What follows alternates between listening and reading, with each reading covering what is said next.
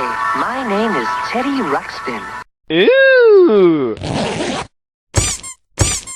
What the fuck?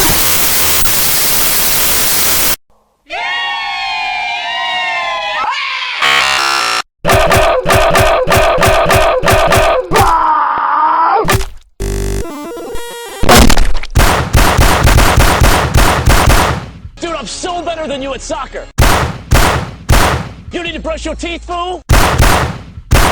Yeah, your ear protection sucks. Dude, I bowl so much better than you.